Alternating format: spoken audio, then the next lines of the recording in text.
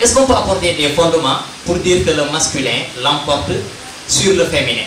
Et on a vu dans des classes, que ce soit au primaire, au collège et au lycée, des filles être premières de leur classe avec des moyennes de 17 et 18, là où des garçons se retrouvent avec 10. Donc je crois que quand même, il faut quand même revenir un peu sur cela.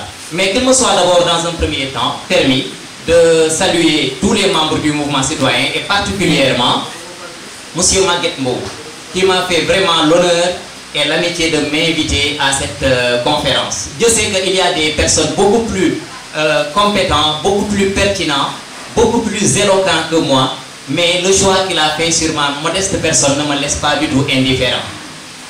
Et justement, le mot merci, même s'il est petit, en tout cas s'il vient du cœur, il devient grand de sens.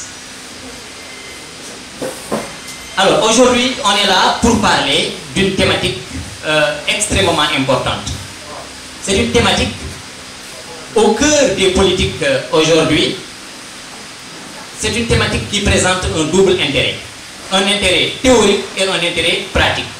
Pourquoi un intérêt théorique? Parce que l'émancipation des femmes correspond à ce que Marcel Mauss appelle en sociologie un fait social total. C'est un fait à la fois politique, économique, religieux, culturel. J'y reviendrai tout au long de mon développement. Et il y a un autre auteur qui abonde dans le même sens, Éric Neveu, qui dit que c'est une action concertée en faveur d'une cause. Et ici, effectivement, la cause se trouve être la lutte pour l'émancipation des femmes. Un intérêt pratique, pourquoi? Parce qu'aujourd'hui, tous les gouvernements se sont rendus compte que pour justement qu'on puisse vivre le plaisir du développement durable et de la démocratie, il faudra effectivement prendre en compte cette question de l'émancipation des femmes.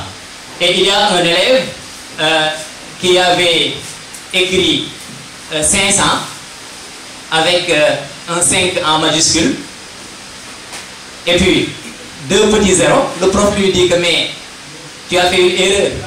Mais pourquoi tu as écrit 500 avec un 5 en majuscule? Il dit que monsieur, n'est-ce pas vous qui nous aviez appris que pour commencer une phrase, il faut commencer par une majuscule et terminer la phrase par un point.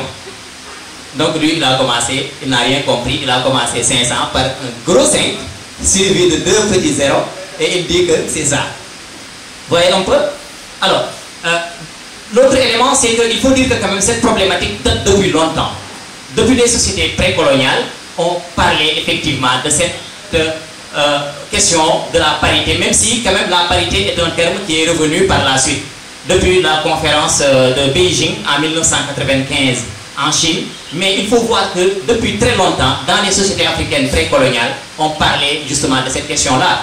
Parce qu'on pensait que les femmes devaient rester au foyer, les femmes justement devaient être dans la reproduction, et puis ce sont les hommes qui devaient aller chercher la dépense. Mais attention, sur ce point, une petite anecdote.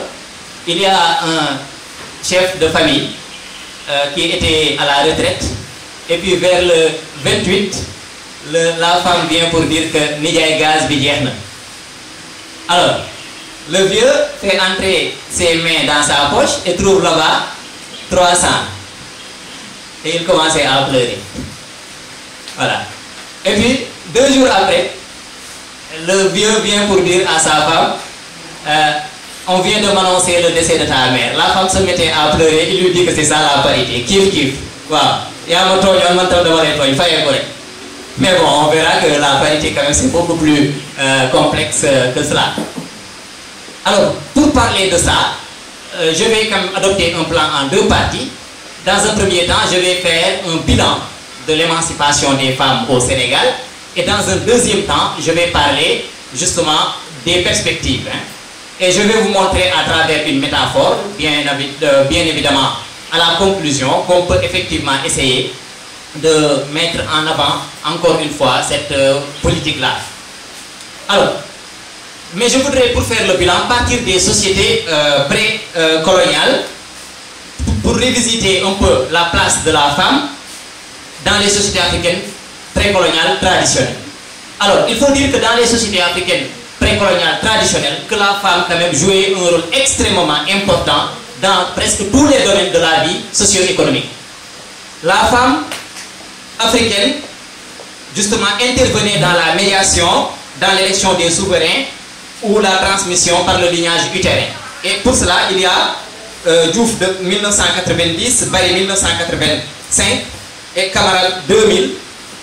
Je ne peux pas parler bien sûr de mon ami Camara qui est derrière là-bas. Alors, mais ce sont des auteurs quand même qui ont montré que dans les sociétés africaines traditionnelles, que la femme occupait un rôle extrêmement important, notamment, comme je l'ai montré, dans la transmission du pouvoir lors des élections des souverains. Et à ce niveau, les exemples ne manquent pas. Et ne vous attendez pas à ce que j'aille convoquer des auteurs justement basés en Occident. Nous avons au Sénégal des auteurs qui sont vraiment à la hauteur. Et je vais tout à l'heure citer des auteurs, et cela ne vous surprendra pas, qui sont vraiment à la hauteur. Parce qu'il faut que nous soyons un peu décomplexés quand même. Il y a un complexe d'infériorité, mais aussi il y a un complexe de supériorité.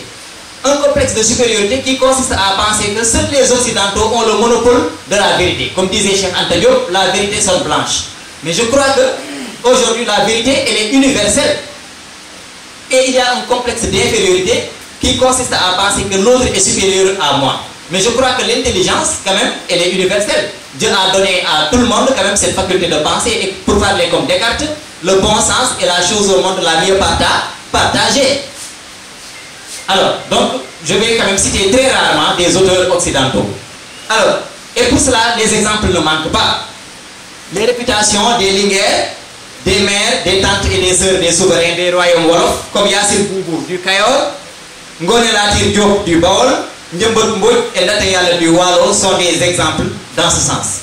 Et Ndateyala du Walo, justement, a exercé le pouvoir comme un véritable braque. Mais, chers amis, chère assistance, qu'est-ce qui va se passer? Je vous ai dit que tout à l'heure, la femme exerçait un rôle extrêmement important, mais il y a deux événements majeurs qui vont malheureusement bouleverser cette tendance, qui vont faire chambouler comme un château de cartes cette position-là des femmes dans les sociétés africaines traditionnelles. Premièrement, il y a la colonisation. Alors, le passage à la société patriarcale lié à la maîtrise technologique des outils de chasse, de guerre et des moyens de production vont transformer les rôles sociaux. Parce que quand on parle de ces activités-là, on a tendance à penser que ce sont des activités qui sont exercées par les hommes.